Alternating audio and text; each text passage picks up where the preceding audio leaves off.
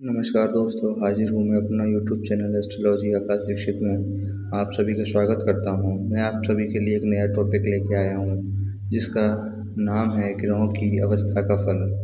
इस टॉपिक को शुरू करने से पहले मैं आप लोगों से विनती करता हूँ कि प्लीज़ मुझे सपोर्ट कीजिए, जिससे कि मैं आपके लिए नए से नए टॉपिक को लेके आ सकूँ। देखिए, यहाँ जैसा कि आप जानते हैं कि ग्रहों की अवस्थाएँ होती हैं। कितने टाइप की अवस्थाएँ होती हैं? 10 तरीके की अवस्थाएँ होती हैं। सबसे पहला आता है दीप्त अवस्था, फिर दीन अवस्था, फिर मुदित अवस्था, फिर स्वस्थ अवस्था, फिर सुप्त अवस्था, फिर पीड़ित अवस्था, फिर दीन अवस्था, फिर मूषित अवस्था, फिर सुवीर्य अवस्था, फिर अधवीर्य अवस्था। अब इनका फल मैं आपको बताता हूँ।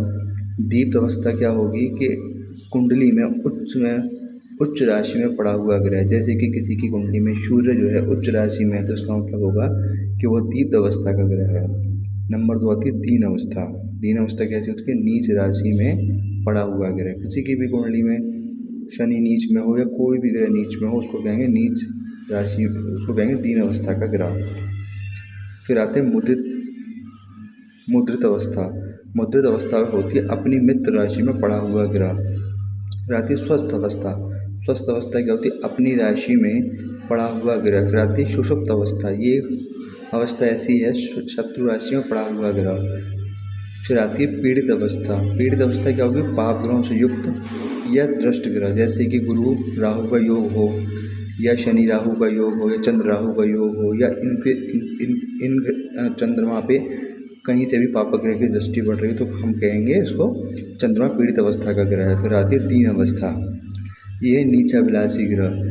जैसा कि आप देख रहे हैं कि दीन अवस्था और मैंने 2 बार दीन अवस्था ली है। एक नीच राशि में पड़ा हुआ ग्रह और दूसरा नीचाभिलाषी ग्रह। अब नीचाभिलाषी ग्रह क्या होता है? नीचाभिलाषी ग्रह होता है कि जैसे कि मान लीजिए सूर्य जो है कन्या राशि में है, तो उसकी जो अवस्था अब जो 1 महीने बाद वो जो तुला राशि में जाएगा, तो एक राशि से पिछली राशि उसकी नीच राशि, उसको कहेंगे नीचाभिलाषी ग्रह। रहती मूषित अवस्था, अस्तगंत ग्रह, जो ग्रह अस्त हैं। सुवीर्य अवस्था जो उच्चाभिलाषी ग्रह हैं, और अधवीर्य अवस्था शुभाशक में पड़ा हुआ ग्रह। ठीक है, मैं आप लोगों के लिए अच्छे विषय लेके आ रहा हूँ। कृपया आप लोगों से अनुरोध है कि मेरे यूट्यूब चैनल को सपोर्ट करें, लाइक करें, सब्सक्राइब करें, शेयर करें। आप लोगों का बहुत बहुत धन्यवाद, शुक्रिया।